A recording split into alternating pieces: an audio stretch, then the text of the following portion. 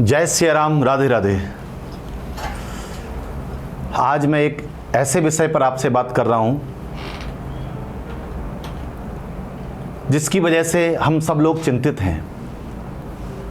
हमारे अपने पड़ोसी देश बांग्लादेश, हम हिंदुओं को हर समय, सनातनियों को कहा जाता है कि हम हिंसक हैं, हिंसक हैं, हिंसक हैं। अरे भैया, हम हिंसक होते तो अखंड भारत, काबुल कांधार से लेकर के पूरा चीन तक, तिब्बत तक जो हमारा साम्राज्य था उसे हमने छोड़ दिया। अगर हम हिंसक होते तो क्या हम ये सब करते, छोड़ते? आज देखिए, जिन्हें अहिंसक कहा जाता है वो लोग बांग्लादेश में सनातनियों पर, हिंदुओं पर प्रहार कर रहे हैं। प्रारंभ हुआ था एक आरक्षण को लेकर के और उसका अंतिम परिणाम केवल हिंदुओं को टारगेट किया जा रहा है। मंदिरें जलाए जा रहे हैं, भगवान की मूर्तियों को क्षत विक्षिप्त किया जा रहा है और अंत में हमसे कहा जाता है कि हम हिंदू हिंसक हैं। और उससे भी बड़ा दुख तो मुझे तब होता है जब हमारे ही देश में बैठे हुए कुछ लोग कहते हैं कि नहीं नहीं, वहां पर जो हो रहा है वह गलत नहीं है, वो बेचारे लोग हैं, वो आंदोलनकारी हैं। क्या किसी भी आंदोलन में ऐसा कहा गया है कि नहीं नहीं भैया, तुम अहिंसा करिए और केवल हिंदुओं को लूटिए, हिंदुओं की दुकानें लूटिए, हिंदुओं के मॉल लूटिए, हिंदुओं के घरों में आग लगाइए? व्यक्तियों को जीवित जलाया जा रहा है और हमारे ही देश में बैठे हुए कुछ लोग कह रहे हैं कि नहीं, ये तो आंदोलन है। लोगों को गाजा में जो हो रहा है उसके दुख पैदा होता है कि गाजा में गलत हो रहा है, लेकिन पड़ोसी देश में बराबर में हिंदुओं के ऊपर जो अत्याचार हो रहा है वो लोगों को दिखाई नहीं दे रहा है। आजकल हमारे समाज के कुछ बुद्धिजीवी लोग उसे आंदोलन कह रहे हैं। शर्म आनी चाहिए हमें अपने आप को हिंदू कहते हुए।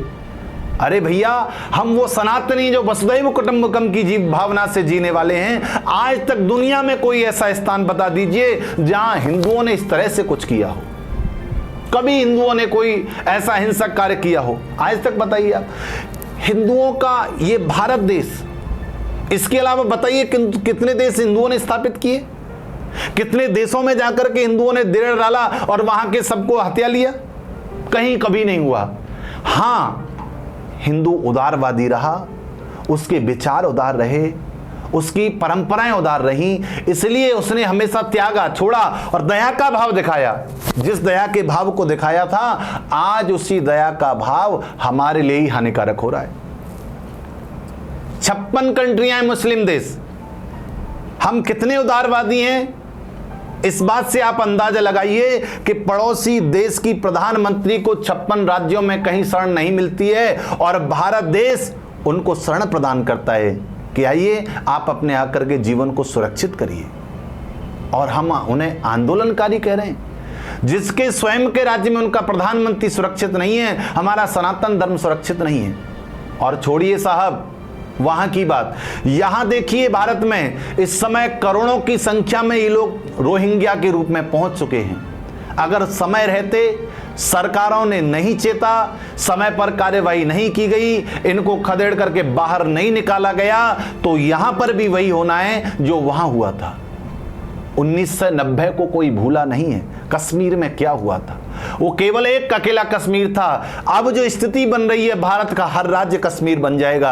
अगर समय रहते हम लोगों ने नहीं सोचा, समय रहते हम लोग नहीं जागे। इसलिए जागिए, सनातन के लिए आवाज उठाइए और अपने अधिकारों को मांगिए। दूसरे देश के लोग आकर के यहां पर अधिकार जमा रहे हैं। जगह जगह पर भारत में भी आजकल रोहिंग्याओं का प्रभाव देखने को मिलता है। आप उत्तराखंड की तरफ चले जाइए, आप भारत नेपाल बॉर्डर की तरफ चले जाइए, धीरे धीरे आकर के अपना सब कुछ स्थापित कर रहे हैं और हम हिंदुओं को एक दिन भारत देश से पलायन करना पड़ जाएगा। ऐसी स्थिति पैदा हो रही है। इसलिए समय रहते हुए हम सबको जागना होगा, चेतना होगा, क्योंकि धर्मो रक्षित रक्षित। अगर तुम धर्म की रक्षा करोगे, तुम धर्म को धारण करोगे तो धर्म तुम्हें धारण करेगा। अगर तुम धर्म से मुंह फेर लोगे तो तुम भी बचने वाले नहीं हो, क्योंकि धर्म से ही तुम्हारा रक्षण है, यज्ञों से तुम्हारा रक्षण है, वेदों से तुम्हारा रक्षण है। अगर यह सब नहीं रहेगा तो हिंदू भी नहीं रह पाएगा। आज मरने वालों से वहां यह नहीं पूछा जा रहा है कि तुम किस जाति के हो, ब्राह्मण हो, क्षत्रिय हो, वैश्य हो, शूद्र हो, नहीं, केवल एक दिखना चाहिए कि हिंदू है।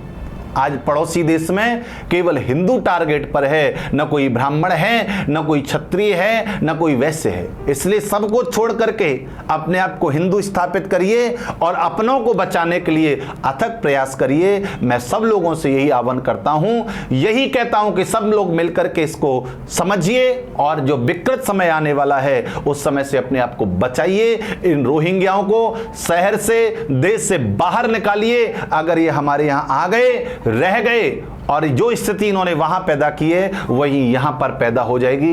इसलिए समय सहते बदलिए। जय हिंद, जय भारत, जय सिया राम।